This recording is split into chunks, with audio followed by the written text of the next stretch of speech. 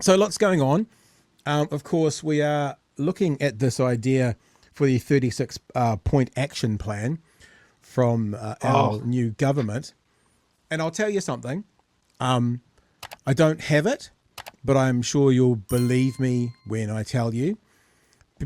Because I unfortunately do spend some time with the dregs of society, having them in my ear holes and stuff. Sometimes Karen Plunkett pops up into my feed. And he did this morning, and it was his live stream, and I pushed play, and I heard Karen Plunkett criticising the government, Chewy, for running the country like a business. So, Comrade Oliver, yeah, I know.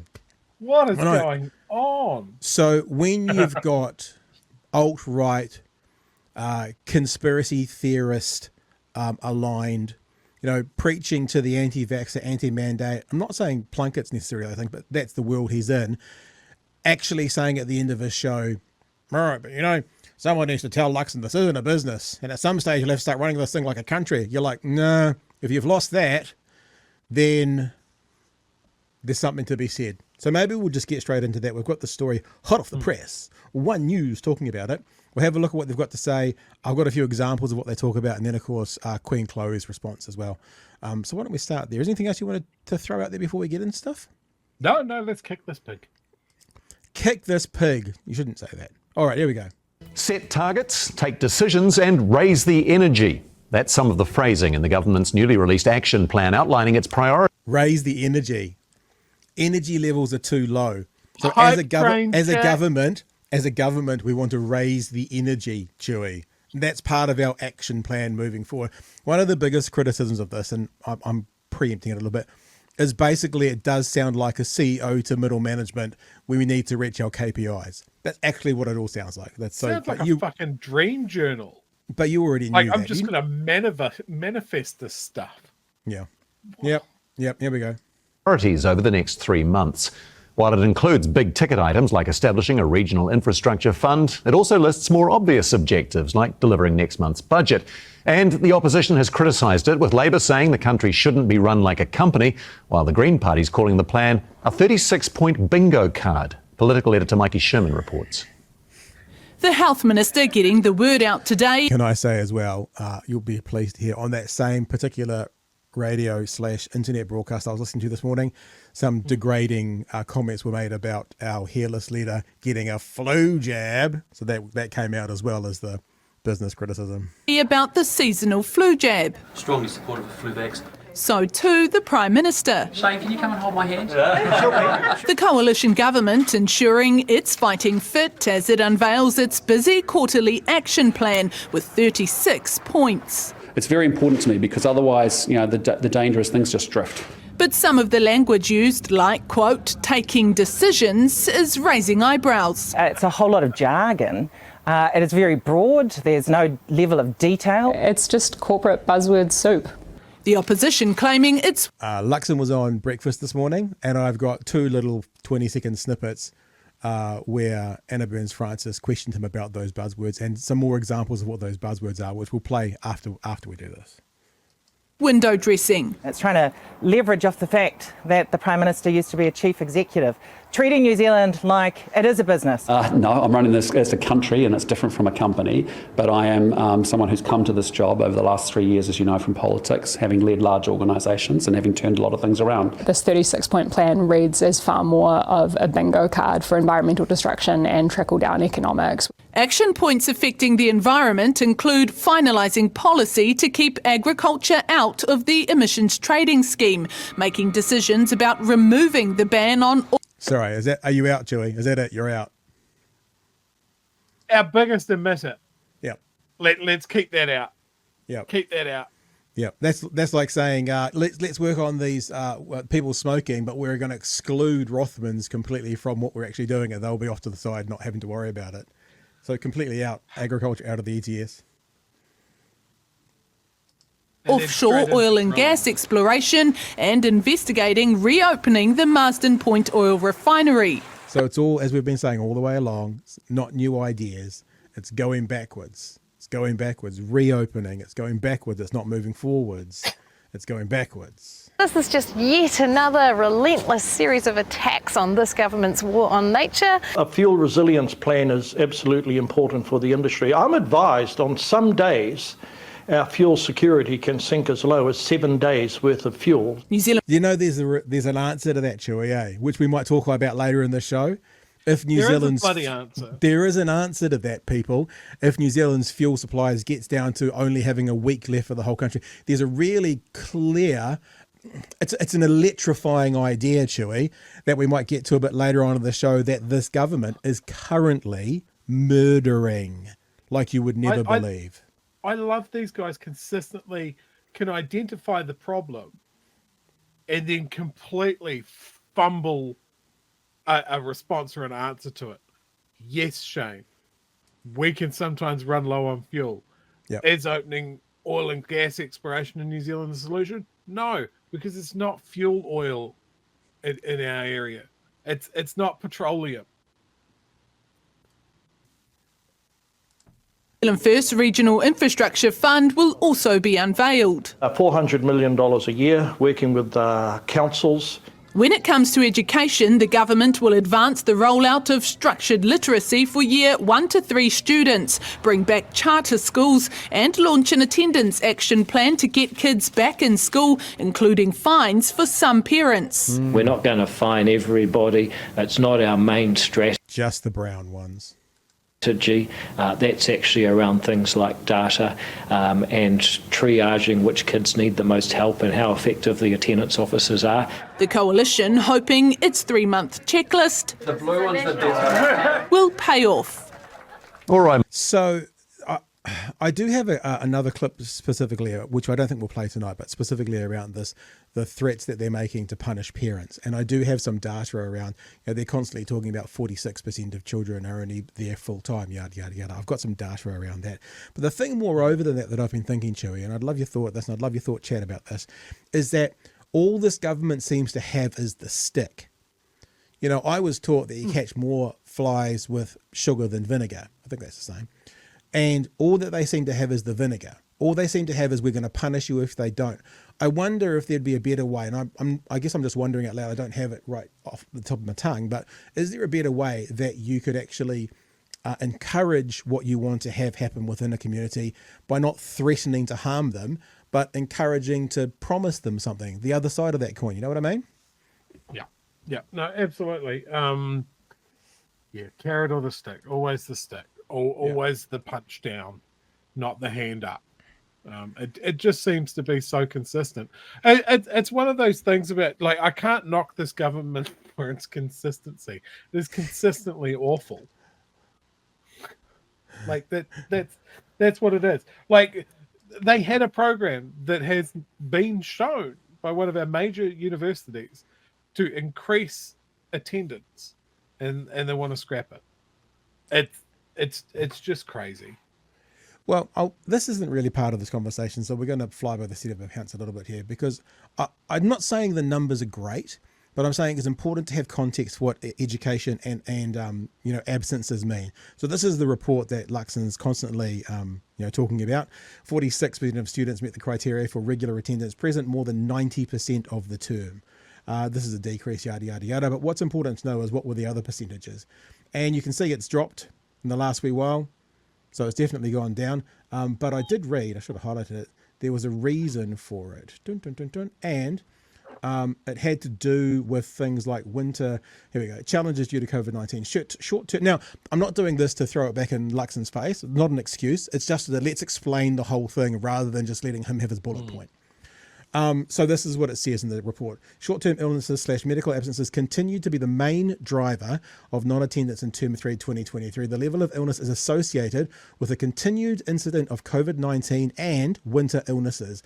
The requirement for students and staff to self-isolate for 7 days if they tested positive for COVID-19 was still in place during the first part of Term 3. So, of course, if that happened, right, remember you can only be away one day out of every 2 weeks. So if you have 7 days away, which means you're away for 5 days, that's immediately fucked you for the whole term. So one case of COVID, if you've got COVID and you're off for a week, then you're not 90% for the whole term. So this is one of the things it's saying. First place, it was lifted from 15th of August, right? So there is a reason. So the thing about this that we always do, and I always want to see journalists do, and they never really do, is to let the politician use the talking point and then go, why is that?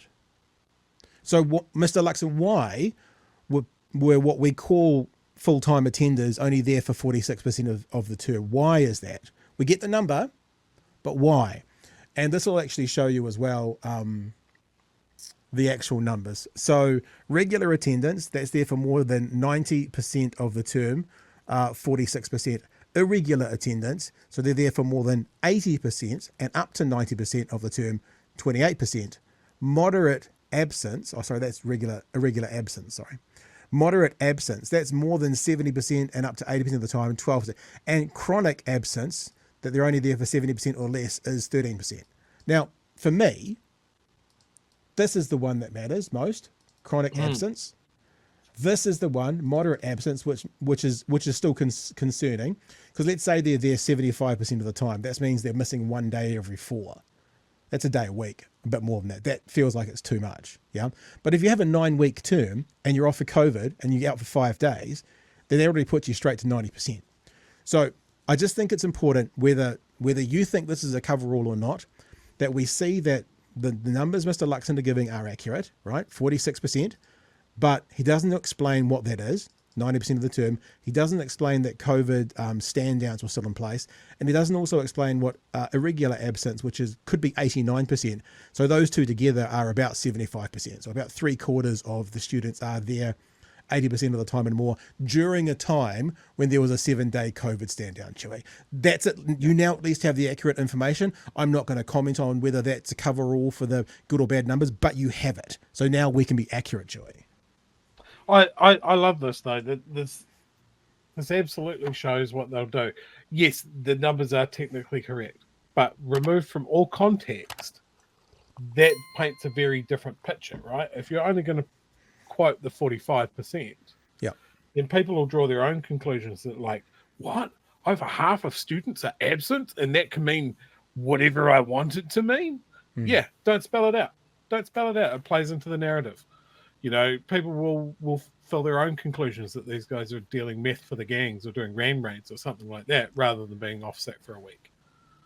So if the last week of the term, well, they're normally 9 or 10 weeks, let's call it 10 weeks, and there's a couple of public holidays in there, so let's go times 5 and let's go minus 2. So let's say it's 48 school days, right?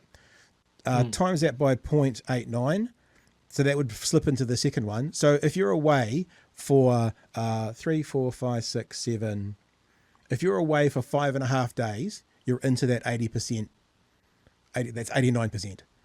So if you're away for 5.5 days, remember, if you got COVID, you're definitely away for at least 5 of them. For if you're away for 5.5 days, you slip down into that second tier that Luxon's not referring to.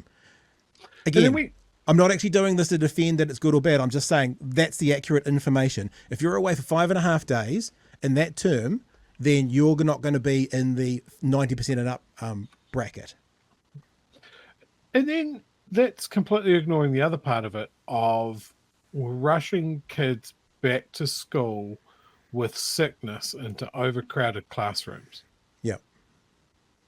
That just seems like a one-way trip to a hiding, really, doesn't it? Yeah. You have more kids off sick more often. In fact, it kind of feels like it's one of the quote-unquote good things to come out of COVID, is I think it feels like some people are now, I've got the flu, I'm going to stay home, rather than I've got the flu, I have to go to work. I think in some workplaces, bosses, I've experienced at least, bosses seeing it differently now, where they're like, if you come into work with your flu, we're not even talking about COVID, with your flu and pass it around my team, actually I'm going to be much worse off rather than you just staying home and getting well. I feel like there's a I'm not going to say all bosses, but there's an element of that attitude that's come out of COVID for some, and I think it's a healthy one. Same for school, Joey. Do we want the whole class to go down with the flu because the kid came back too early, or do we want them to get well, come back, and then the rest of the class is not impacted? Yeah, exactly right. But yeah, that's context, and this government doesn't do context. It does numbers. Yeah. But we're not going to look too deeply into them. Yeah. Okay, let's just have a look at these because these are from breakfast because they talked about all the buzzwords that were in there, yeah? And I've got a couple of clips. One, there's only 16 seconds and like 25 seconds, but it's Anna Burns-Francis, I guess, challenging Mr. Luxon on the buzzwords. And let's just have a listen to what he said about it. Talk me through this plan then, because I've had a look at it. There are 36 points. Yep. Take decisions is mentioned at least 12 times. What does take decisions mean? Well, if you think about it, in our last 100-day plan, we had very bespoke actions like ban the mobile phones, which I'd say to you has been a raving success. And it's a very clear, clean, set of actions that you can take a decision on. Have you got some measurable outcomes for that cell phone ban already? Yeah, that was well picked up on by Anna Burns-Francis because he said it's a raving success. And when I watched this, I didn't watch it live. When I watched it for the first time, I said the same thing. You know what I always ask, and your metric for that is. But Anna Burns-Francis did it, and what he says is he's got anecdotal evidence from some principals and teachers. Yeah, he's got the vibes. It's the vibe. That you can take a decision on. Have you got some measurable outcomes for that cell phone ban already? Yeah, no, we're just saying the feedback we're getting back from principals and parents is fantastic. Even the kids are actually liking it. So that's been a good decision because it's sort of an important thing to get kids focused on learning. But then there've been other big. So that's the first one, right? And let's go straight into the second one because there's just a couple of clips I pulled out because we've done the whole story, but let's just have a look at the buzzwords. This is another one where Anna Burns-Francis talking about, now we've talked about the decisions, right?